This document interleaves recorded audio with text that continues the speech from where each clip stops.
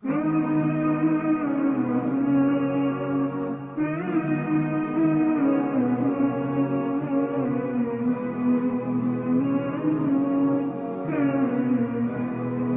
علیکم ورحمۃ اللہ وبرکاتہ۔ ناظرین، بریک کے بعد ہم پھر حاضر ہیں اور انشاءاللہ عزیز سوال و جواب کا یہ سیشن رہیں گا۔ آپ لوگوں نے جو سوالات کیے ہیں ان کے انشاءاللہ عزیز میں جواب دیے جائیں گے۔ آئیے چند سوالات کو ہم لیتے ہیں۔ کسی نے ایک سوال کیا ہے، سوال کچھ اس طرح سے کہ انسانوں کے پیدا ہونے سے پہلے جن کیا کیا کرتے تھے؟ تو یاد رکھیے، انسانوں کے پیدا ہونے سے پہلے، یا عام زبان میں کہوں تو آدم علیہ السلام کی تخلیق سے پہلے جو پہلا جن اللہ نے بنایا تھا، جس کو ابلیس یا شیطان ہم کہتے ہیں، وہ جنت میں رہا کرتا تھا، فرشتوں کے ساتھ گھوما پھرا کرتا تھا، فرشتوں کے ساتھ مختلف قسم کی اللہ تعالیٰ کی عبادت کیا کرتا تھا۔ یہ اس کا مشغلہ اور کام تھا۔ صحیح مسلم کی روایت میں نبی اکرم صلی اللہ علیہ وسلم فرمایا کہا کہ جب اللہ تعالیٰ نے آدم علیہ السلام کو بنانا شروع کیا، ابلیس وہاں موجود تھا، اور وہ آدم علیہ السلام کی جب تخلیق ہو رہی تھی وہ آس پاس گھوم کے غور کرتا اور دیکھتا کہ ایک نئی مخلوق بنائی جا رہی ہے۔ جب اللہ تعالیٰ نے آدم علیہ السلام کو بنا دیا تو ابلیس نزدیک گیا اور پتلے کو اس نے بجا کر دیکھا۔ جب پتلے کے اندر سے آواز آئی، مطلب وہ سمجھ گیا کہ پتلا کھوکھلا ہے، بننے والی مخلوق بہت آسانی سے جو ہے ورغلائی جا سکتی ہے، بہکائی جا سکتی ہے، صراط مستقیم سے، حق سے ہٹائی جا سکتی ہے۔ تو یہاں پتہ چلا کہ ابلیس جنت میں رہا کرتا تھا، مختلف چیزیں دیکھا کرتا تھا، آدم علیہ السلام کی پیدائش اس نے دیکھی، فرشتوں کے ساتھ عبادتیں کیا کرتا تھا۔ تو یہ سارے کام تھے جو ابلیس جو ہے کیا کرتا تھا۔ پھر اس کے بعد اس نے سرکشی کی اور اس کے بعد آدم علیہ السلام کو بہکایا، اور آدم علیہ السلام، حوا علیہ السلام اور ابلیس کو دنیا میں بھیج دیا گیا، اور اس کے بعد دونوں کی نسلیں دنیا میں چل رہی ہے، اور ان کے اعمال کے اعتبار سے روز قیامت ان کے ساتھ فیصلہ ہوں گا، یاد رکھیے۔ آئیے اگلے سوال کی طرف بڑھتے ہیں۔ سوال اس طرح سے ہے کہ دلوں کے حال تو اللہ ہی جانتا ہے، پھر شیطان کیسے پتہ ہوتا ہے کہ ہم کیا سوچتے ہیں؟ وہ دوسرے جنوں کو کیسے بتاتا ہے؟ کسی نے بڑا اچھا، بڑا اہم اور عقیدے سے متعلق سوال کیا ہے کہ دل کا حال تو اللہ جانتا ہے، پھر شیاطین کیسے پتہ کرتے دل کا حال، اور دوسرے شیطانوں کیسے بتاتے ہیں؟ تو آئیے اس کا میں جواب آپ کو دیتا ہوں نبی اکرم صلی اللہ علیہ وسلم کے زمانے کے ایک واقعے سے۔ عمر ابن خطاب رضی اللہ عنہ نبی اکرم صلی اللہ علیہ وسلم کے ساتھ ابن سیاد کے پاس گئے۔ عمر ابن خطاب رضی اللہ عنہ نے کہا کہ اللہ کے رسول، میں اسے قتل کر دیتا ہوں اگر یہ دجال ہے تو۔ آپ صلی اللہ علیہ وسلم فرمایا، عمر اگر وہ دجال ہے تو تم اسے قتل نہیں کر سکتے ہو۔ چلو، آپ صلی اللہ علیہ وسلم اس کے پاس گئے۔ جانے کے بعد ابن سیاد سے آپ صلی اللہ علیہ وسلم نے کچھ سوالات کیے۔ تفصیلات کافی حدیث میں پورے سوالات نہیں لوں گا، صرف ایک سوال لوں گا۔ اللہ کے رسول صلی اللہ علیہ وسلم نے سوال کیا، میرے دل میں کیا ہے؟ آپ صلی اللہ علیہ وسلم پر جب سورہ دخان نازل ہوئی تھی، نبی اکرم صلی اللہ علیہ وسلم نے وہ بات کس کو نہیں بتائی تھی، اور وہ آیت، وہ صورت آپ کے دل میں تھی۔ جب ابن سیاد سے پوچھا میرے دل میں کیا ہے، تو ابن سیاد حقیقت تو نہیں جان سکا کیا ہے، لیکن وہ یہاں تک پہنچ گیا اور کہا الدخ، تیرے دل میں دھواں ہے، تیرے دل میں دھواں ہے، کہ دخان کا معنی ہوتا ہے دھواں۔ یہاں نبی اکرم صلی اللہ علیہ وسلم نے کہا کہ اللہ کی تجھ پر لعنت ہو، تو کبھی کامیاب نہیں ہو سکیں گا۔ تو یہاں دیکھیے ابن سیاد مکمل الفاظ تو نہیں جان سکا، لیکن کچھ نہ کچھ اس نے، جس کو کہیں گے اندازہ، گمان لگا کر یہ تو کہہ دیا الدخ۔ اب آپ کا سوال اسی طرح سے ہے کہ دل میں بات کیسے شیطان جانتے ہیں؟ ٹھیک ہے، تو آپ صلی اللہ علیہ وسلم کی وہ حدیث کو آپ یاد کر لیجئے، شیطان انسانی رگوں میں خون کی طرح دوڑتا ہے، وہ خون کی طرح دوڑتا ہے، یاد رکھیے۔ اور جب انسان دل میں کوئی بات سوچتا ہے، وہاں تک اس کی رسائی ہوتی ہے اور وہ اتنی بات کو نکال سکتا ہے، یاد رکھیے۔ یہ بات نبی اکرم صلی اللہ علیہ وسلم کے اس واقعے سے اور کئی سارے اور واقعات سے اور علماء کے اقوال سے پتہ چلتی ہے کہ شیطان ایسا کر سکتا ہے، یاد رکھیے۔ تو لہٰذا کوئی فاسق اور فاجر شخص، گناہگار شخص اگر آپ کے دل کے حال یا کچھ ایسی باتیں بتاتا ہے جو لوگوں سے چھپی ہے، جان لیجئے وہ جو ہے شیاطین کی مدد لے رہا ہے، ٹھیک ہے۔ اس لیے کہ نبی اکرم صلی اللہ علیہ وسلم نے کبھی جنوں کی مدد لے کر لوگوں کے دل کے حال نہیں بتائے، ٹھیک ہے، لیکن فاسق اور فاجر لوگ ایسا کرتے ہیں۔ تو لہٰذا اگر کوئی جن انسانی چونکہ خون میں دوڑ سکتا ہے، وہ دل کی بات نکالتا ہے اور اس کے بعد جو ہے وہ دوسرے جنوں کو بتا سکتا ہے۔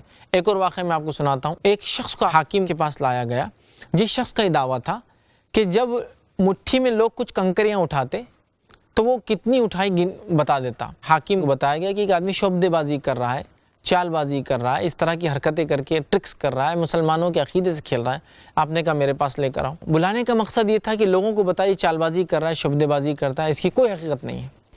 حاکم نے کیا کیا، ہاتھ میں کنکریاں اٹھائے اور کہا کتنی کنکریاں ہیں، اور اس نے صحیح بتا دی کہ تمہارے ہاتھ میں اتنی کنکریاں ہیں۔ اس کے بعد حاکم نے پھر کنکریاں اٹھائیں، پھر کہا اب کتنی ہیں، وہ نہیں بتا سکا۔ اس کے بعد آپ نے اس کو سزا دی اور لوگوں سے کہا اے لوگوں، جب پہلی بار میں نے کنکریاں اٹھائی تھی تو گن کر اٹھائی تھی، چونکہ مجھے پتا تھا، اس لیے شیطان نے کیا کیا، وہ بات اس تک پہنچا دی۔ جب دوسری بار اٹھائی تو میں نے بغیر گنے کے اٹھائی، جب مجھے ہی نہیں پتا تھا تو اس کو بھی نہیں پتا چل سکا، ٹھیک ہے، اور اس کو سزا دی گئی۔ اس سے پتا چلا کہ شعبدے باز، کاہن، جادوگر، اس قسم کے لوگ اس طرح کے کام کر سکتے ہیں۔ شیاطین کے ذریعے کچھ باتیں، مکمل نہیں، پوری نہیں، کچھ باتیں جو انسان سوچتا ہے وہ باتوں کو بتا سکتے ہیں، پھر وہ شیطان وہ بات کو لے کر دوسرے شیطانوں کو، دوسرے جنوں کو بتاتا ہے، اور اس طرح سے پھر وہ کاہن اور شعبدے باز کو بتاتا ہے، پھر وہ کاہن اور شعبدے باز اس بات کو آپ تک پہنچاتا ہے کہ ایسا ایسا ایسا ایسا ہے۔ یہ بات وہ بھی ہو سکتی ہے جو پریزنٹ میں ہو رہی ہے، یہ بات وہ بھی ہو سکتی ہے جو پاسٹ پہلے ہو چکی ہے، اور یہ بات وہ بھی ہو سکتی ہے جو فیوچر میں ہونے والی ہے۔ وہ کیسا ہوتا ہے اس کی تفصیلات انشاءاللہ اور بھی سوالات ہیں، اس میں ہم دیکھیں گے، لیکن ابھی جو سوال تھا کیسے پتہ کرتا ہے دل کی بات، وہ میں نے آپ کے سامنے بہرحال رکھی ہے۔ اگلے سوال کی طرف بڑھتے ہیں۔ کسی نے سوال کیا ہے، سلیمان علیہ السلام کے کنٹرول میں جن تھے اور وہ کافر تھے، وہ ان کی اگر بات نہیں مانتے تو ان کو آگ میں جلا دیا جاتا تھا، لیکن جن تو آگ سے بنے ہیں، پھر کیسے وہ آگ میں جلتے تھے؟ سوال یہ ہے، اللہ نے قرآن میں فرمایا ہم نے سلیمان علیہ السلام کو ہواؤں پہ جو ہے تسلط دیا، وہ ہوائیں ان کے حکم سے جو اچھے سے چلتی، اور ہم نے کافر جنوں پر ان کو جو حکومت دی تھی وہ ان کی بات مانتے۔ اگر کوئی کافر جن ان کی بات نہ مانتا تو اس کو آگ کا ایک گولا مار دیا جاتا۔ تو سوال یہ آیا کہ جن تو آگ سے بنے ہیں، پھر آگ میں کیسے جلیں گے؟ تو اس بات کی وضاحت یہ ہے کہ جن جو آگ سے بنے ہیں وہ آگ بہت کم ہے جو آگ کے گولے کے ذریعے ان کو جلایا جاتا ہے۔ سمجھ رہا بات کو؟ اس لیے کہ آج ہم جانتے ہیں اس جدید اور سائنٹیفک دور میں فائر جو ہوتا ہے، آگ جو ہوتا ہے، اس کی کئی اقسام ہیں۔ سب سے ہلکی آگ وہ ہوتی ہے جو آپ کے گیس کے سٹو میں دیکھتے ہیں، نیچے دیکھیے بلو ہوتی ہے، بیچ میں یلو ہوتی ہے اور ٹاپ میں اورنج ہوتی ہے۔ جو نیچے بلو ہوتی ہے آگ وہ سب سے لائٹ، سب سے ٹھنڈی آگ ہوتی ہے، اس کے بعد یلو ہوتی ہے وہ اس سے گرم، اور ٹاپ جب چولہے کا آپ دیکھتے ہیں وہ اورنج ہوتا ہے، بھڑکتا ہے، وہ سب سے تیز آگ ہوتی ہے۔ لیکن ہم جانتے ہیں آگ اس کے انٹینسٹی کے اعتبار سے کلر چینج کرتی جاتی ہے، اور ہر آگ کی انٹینسٹی الگ ہوتی ہے، ٹھیک ہے؟ تو لہٰذا جہنم کی آگ سب سے سخت آگ، جہنم کی آگ میں بھی کئی ایسی آگ ہے جو جہنم کی آگ کو کھا جاتی ہے، جیسا ویل کی آگ کے تعلق سے حدیث میں آتا ہے، وہ جہنم کی دوسری آگ کو کھا جاتی ہے، مطلب ختم کر دیتی ہے، اتنی خطرناک ہے۔ تو اس سے پتہ چلا آگ کے ڈیفرنٹ ٹیمپریچرز ہوتے ہیں۔ تو اسی طرح جن جو آگ سے بنے ہوئے ہیں وہ آگ بہت مختلف ہے، اس کے بنسبت جو آگ انہیں ماری جاتی ہے، اور اس کے بنسبت اس کی کمپیریزن میں جو آگ جہنم کی آگ ہے۔ تو لہٰذا جن کو آگ کا شعلہ مارا جاتا ہے، آگ کا شعلہ مارنے سے جن جل جاتا تھا، یاد رکھیے۔ تو جن حالانکہ آگ سے بنا ہے، لیکن جو آگ کی انٹینسٹی اس گولے میں یا جہنم کی آگ کی ہوں گی وہ جنوں کی پیدا کردہ آگ سے بہت زیادہ ہے۔ اس کا دوسرا جواب جو علماء نے دیا وہ یہ ہے کہ پہلے انسان آدم علیہ السلام کو اللہ نے مٹی سے بنایا، لیکن اس کے بعد کے انسان جتنے بھی ان کی اولاد میں سے گوشت پوش ہڈیوں سے بنے ہیں۔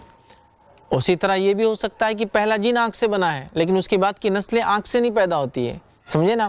جیسے آدم علیہ السلام مٹی سے بنے ہیں، ان کی نسلیں لیکن گوشت ہے، آپ دیکھیے ہڈیاں ہوتی ہیں، ہم میں گوشت ہوتی ہے، یہ ساری چیزیں ہوتی ہیں، ویسے ہی ہو سکتا ہے، واللہ عالم، اللہ بہتر جانتا ہے۔ لیکن جن جو آگ سے بنے ہیں اس کے مقابلے میں یہ آگ بہت شدید ہے، بہت انٹینس ہے، اس لیے اس آگ میں وہ جو ہے جل جاتے ہیں اور خاکستر ہو جاتے ہیں، مطلب جل جاتے ہیں، یا اس سے وہ ختم ہو جاتے ہیں، یا ان کو اس آگ میں جہنم میں سزا دی جائیں گی۔ ہم آگے بڑھتے ہیں، سوالات اور بھی ہیں۔ کسی نے ایک سوال کیا ہے کہ بہت سارے لوگ یہ مانتے ہیں کہ نیک جن جب انسان کے اندر داخل ہو جاتا ہے تو وہ انسان بہت متقی و پرہیزگار بن جاتا ہے، اور اگر برا جن برے انسان میں داخل ہو جاتا ہے یا برا جن اچھے انسان میں داخل ہوتا ہے تو وہ انسان برا ہو جاتا ہے۔ اس کی کیا حقیقت ہے؟ سب سے پہلی چیز یاد رکھ لیجئے، کسی جن کے انسان کے جسم میں داخل ہونا یہ عام بات نہیں ہے۔ جن انسانی جسم میں داخل ہو سکتے ہیں، کامنلی نہیں، لیکن ہمیشہ نہیں ہوں گا ایسا، لیکن ہو سکتا ہے، ٹھیک ہے؟ تو لہٰذا جو آپ کا سوال ہے کیا نیک جن نیک انسان کے جسم میں داخل ہو جائے تو وہ اور نیک بن جاتا ہے، یا کوئی برا انسان برے انسان میں یا نیک انسان میں تو کیا برا ہو جاتا ہے؟ تو یاد رکھیے وہ جا سکتے ہیں، لیکن کامنلی عموماً نہیں جاتے ہیں، وہ جا سکتے ہیں۔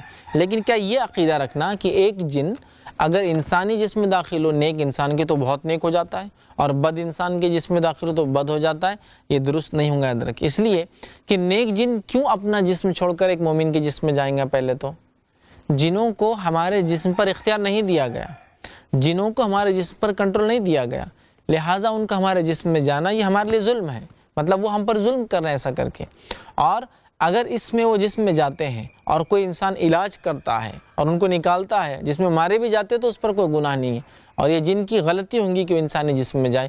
جیسے کہ انسانوں کا ایک عالم ہے، جنوں کا ایک عالم ہے، انسان جنوں کے عالم میں دخل نہ دے، جن انسان کے عالم میں دخل نہ دے، یہی زندگی یاد رکھیے۔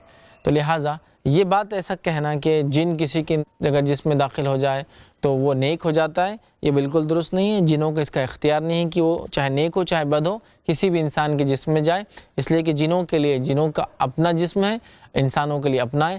ہاں، جنوں کو یہ اختیار اور طاقت تو ہے کہ وہ انسانی جسم میں جا سکتا ہے، لیکن اگر وہ ایسا کرتا ہے تو یہ غلط ہوگا۔ اس کو اللہ تعالیٰ نے اس کی اجازت نہیں دی کہ ایسا وہ کام کرے، حالانکہ وہ یہ کر سکتا ہے لیکن اسے ایسا کرنا نہیں چاہیے، اس لیے کہ اس کام کے لیے وہ بنا ہوا نہیں ہے۔ ہم اگلی سوال کی طرف بڑھتے ہیں، اور کسی نے ایک سوال کیا ہے کہ اللہ نے آدم علیہ السلام کے لیے ہوا پیدا کی، تو جنوں کے لیے کس کو پیدا کیا؟ تو اللہ تعالیٰ نے آدم علیہ السلام کے لیے ہوا پیدا کی، جنوں کے لیے اس کا فیمیل کاؤنٹر پارٹ پیدا کیا، لیکن اس کا نام کیا ہم نہیں جانتے۔ آدم علیہ السلام کے لیے حوا علیہ السلام پیدا کی گئی، جس سے آگے انسانی نسل چلی، اور جن کے لیے ابلیس کے لیے اس کا کاؤنٹر پارٹ فیمیل پیدا کیا گیا، جو ہے مؤنث پیدا کیا گیا، لیکن اس کا نام ہم نہیں جانتے، اور اسی سے ان کی جو ہے نسلیں آگے چلی ہے۔ انشاءاللہ عزیز ابھی وقت ختم ہو گیا ہے، ہم اس ایپیسوڈ کو یہیں ختم کریں گے۔ انشاءاللہ اگلے ایپیسوڈ میں پھر ہم ملیں گے اور کچھ باتیں جنوں کے تعلق سے اور جادو کے تعلق سے ہم دیکھیں گے۔ وآخر دعوانا ان الحمدللہ رب العالمین، سبحان ربک رب العزت عما یصفون، وسلام علی المرسلین، والحمدللہ رب العالمین۔